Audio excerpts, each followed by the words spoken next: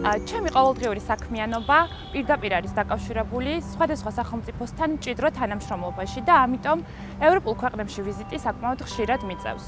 ყოველთვის, როდესაც ევროპაში ვარ, მაკვირვებს მათი დამოკიდებულება და პატივისცემა სხვების პირადი ცხოვრებისადმი და მათი ყოველდღიური აქტიური ბრძოლა საკუთარი უფლებების დასაცავად.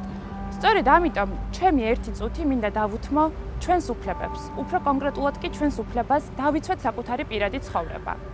ჩვენი თავისუფალი განვითარებისთვის ძალიან მნიშვნელოვანია, რომ ჩვენი პირადი ცხოვრება იყოს ხელშეუხებელი, გქონდეს ავტონომიურობა და მაქსიმალური კონტროლი ჩვენს პირად ცხოვრებასა და პირად მონაცემებზე. თავად გადავწყვიტოთ, ვის და რას მოვუყვებით ჩვენ შესახებ. ჩვენ პირად მონაცემებს ძალიან აქტიურად ვიყენებთ ყველა მნიშვნელოვანი გადაწყვეტილების მიღების დროს. როდესაც ვირჩევთ პროფესიას, ვიწყებთ სამსახურს, მივდივართ სამოგზაუროდ, ან ვიღებთ სხვადასხვა მომსახურებას, ბანკსა თუ კლინიკაში. მნიშვნელოვანია გვახსოვდეს, რომ ჩვენი პირადი მონაცემები ჩვენ გვეკუთვნის. ეს ჩვენი საკუთრებაა, ისეთივე საკუთრება, როგორც სახლი ან სხვა მატერიალური ნივთი.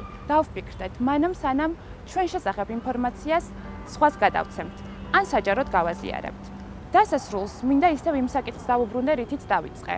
ძალიან მნიშვნელოვანია გავეცნობიეროთ და აქტიურად ვიბრძოლოთ საკუთარი უფლებების დასაცავად და გავითავისოთ, რომ ჩვენი პირადი ცხოვრების დაცვა იწყება სხვის პირად ცხოვრებაში ჩაურევლობით.